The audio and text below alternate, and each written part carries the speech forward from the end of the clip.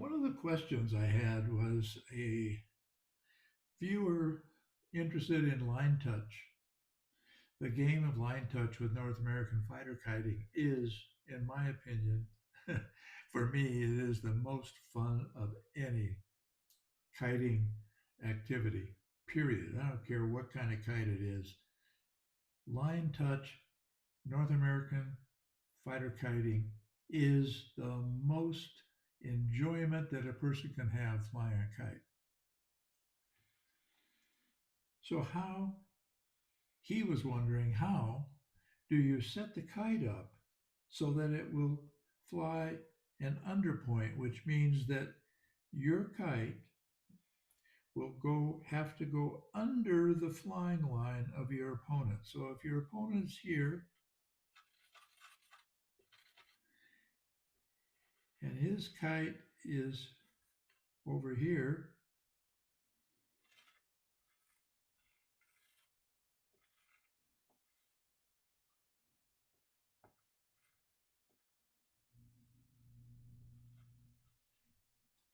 this is where it's attached to the line.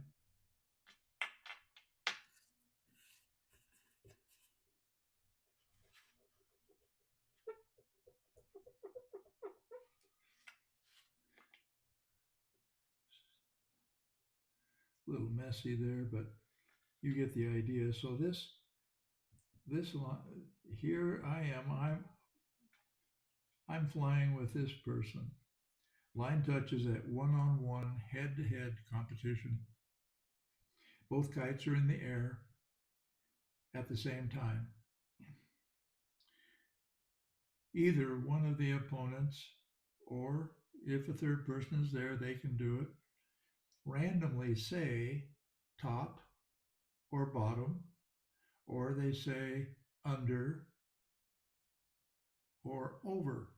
Either way, the idea is the same. A top point means this to win, you have to have your line touch your opponent's line from on top of the opponent's line.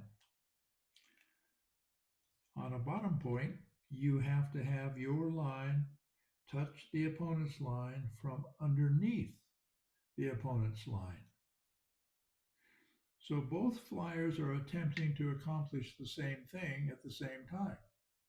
That's what makes it challenging and makes it fun. So here you have the situation where at any time that you're ready to start a new point, either a top or a bottom can be called. It's random. You don't know in advance what it's going to be. So you cannot set your kite up to fly really, really super good on a bottom point, but not do very well on a top point and expect to win both points.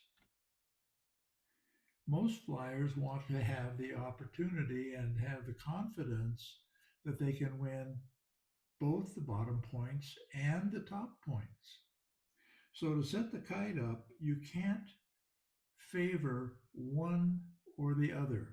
You have to have the kite set up to do both and to do both really well. So here's what I recommend and here's what I do. First and foremost is the kite has to be able to fly perfectly straight across the wind window when you're uniformly applying tension to the line. So when you're retrieving a line, that kite flies straight across in either direction. It doesn't have a tendency to veer upward or to veer downward. Now that by itself is not easy. There are many factors involved, most of which people don't realize. I never did until I had to learn the hard way. But that's the first thing. The kite has to fly straight. And if you're going to have the kite go upward, it has to go straight upward or straight downward in the direction the nose is pointed. And by straight, that's what I mean is that the kite is flying exactly in the direction the nose is pointed. It doesn't change the direction of the nose while it's flying.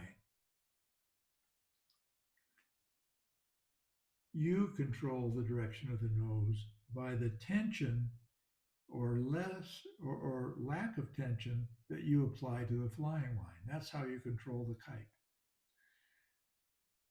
So once it's set up that way, then what I do is this toe point right here where the line's attached to the kite, I move down towards the tail to a point where when I'm flying the kite barely flies. It stays in the air, but it does not move forward very much, if at all. It's just stationary. Once you get that point established, and it takes moving the toe point down maybe an eighth of an inch at the most each time, flying the kite, trying it again, fly the kite, try it again, fly the kite, till you get there. Once you get there, you pretend you're flying the kite and you retrieve flying line and watch the kite move. If it moves well, move the toe point towards the nose of the kite, 16th of an inch, eighth of an inch, no more than that, and try it and see how it performs then.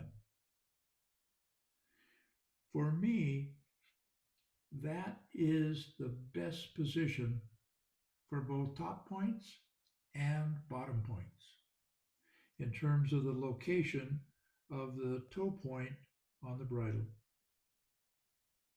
Now, wind speed has an effect on all of this, obviously. So we're dealing with these issues with the wind at its current speed, whatever that might be. So there is one other aspect that will control the kite that you have adjustment for, and that is the bend in the spine. So now this kite, I flew this kite today. Now, this kite, if you look at how it's set up, this was a very low wind day. The toe point is located, and I was flying top and bottom points with this kite set up this way. So the nose of the kite, when I'm holding it by the toe point, the tail is on my table. The nose of the kite is probably 3/4 of an inch off of the table. It's a very, very slight angle of attack to the wind. And in that light wind, this worked well for top and for bottom points. The other thing you can do, and you have to do to get your kite set up correctly, is adjust the bend in the spine. Now, in general, you want the least amount of bend possible to give you the ability to spin the kite the way you want it to spin. Now, generally speaking, in high wind, you put more bend in the spine, and in light wind, you put less. But whatever that amount is dependent on you and your comfort level with the way the kite spins with that amount of bend in the spine. Because in line touch, it isn't just whether your kite's above and below. You have to maneuver the kite around the other opponent's kite and their line in all kinds of ways you never expected. And at times that you just really are in the worst possible position to do it. That's the beauty. That's the challenge, and that's what makes it so much fun.